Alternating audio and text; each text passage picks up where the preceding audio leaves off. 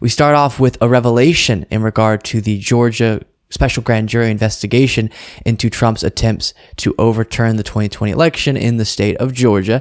This comes in the form of an audio recording, not that we have access to yet, but that is being reported on, that jurors within this special grand jury have been able to hear of Trump calling the Georgia Speaker of the House and asking him to assist in Trump's attempts to overturn the election, to subvert the will of the people, to throw democracy in the garbage can.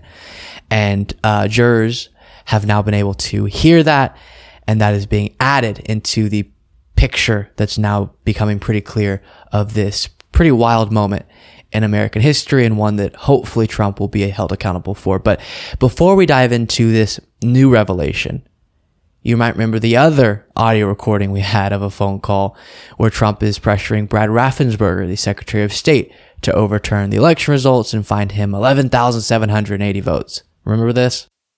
So, look, all I want to do is this. I just want to find 11,780 votes. So tell me, Brad, what are we going to do? We won the election, and it's not fair to take it away from us like this. And it's going to be very costly in many ways. And I think you have to say that you're going to re-examine it. We have to stand by our numbers. We believe our numbers are right.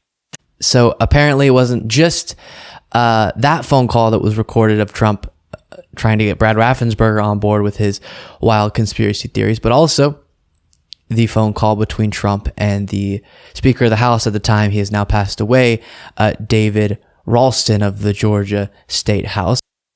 Bombshell revelation from Georgia investigators about another call between former President Donald Trump and state officials regarding the 2020 presidential election.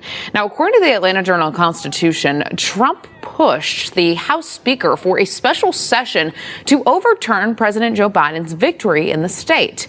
Special grand jury investigating Trump's actions say they heard the recording of that call.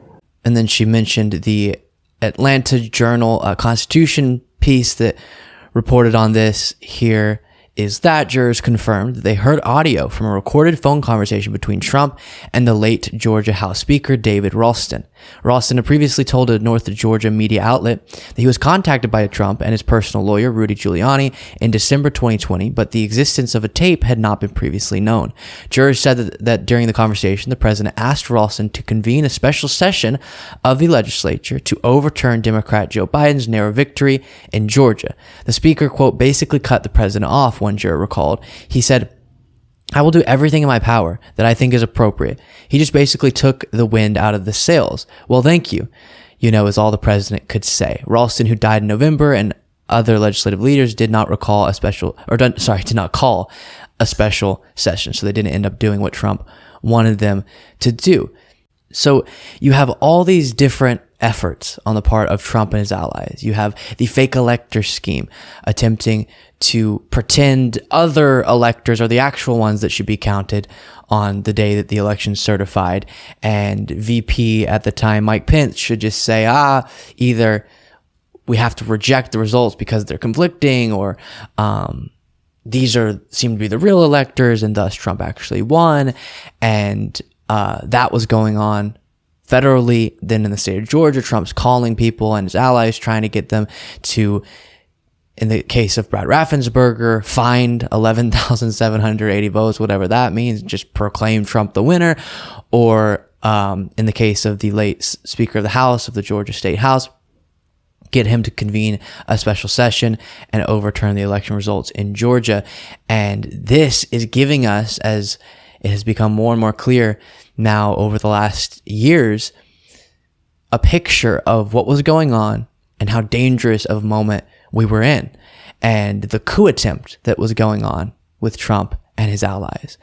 And in the next segment, we're going to talk about the Stormy Daniels case in regard to Trump. But I'll say it again, I have so much, I'm bought in so much to the investigations beyond anything else in regard to his attempts to overturn the 2020 election results, because that doesn't just matter for him and his individual accountability and punishing him for the damage that he did there, but will have a ripple effect through time and going forward.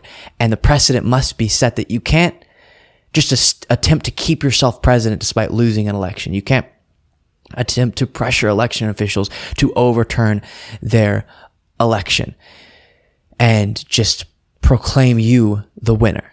And that would have been, as I've said many times, the death of American democracy as we know it. And we were far too close. If it wasn't for people like David Ralston, Brad Raffensperger, former Vice President Mike Pence, we could have been in a disastrous situation.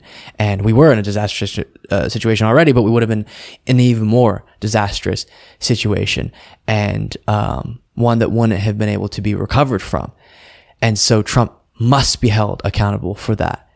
And hopefully that is what we'll see. Thank you so much for watching. If you want to be a part of what makes this show possible, plus get access to the full video version of the show hours before all the clips are uploaded to YouTube, plus get the full bonus show every single Saturday, you can do so by going to patreon.com/Luke Beasley. That's patreon.com/Luke Beasley. Link in the description.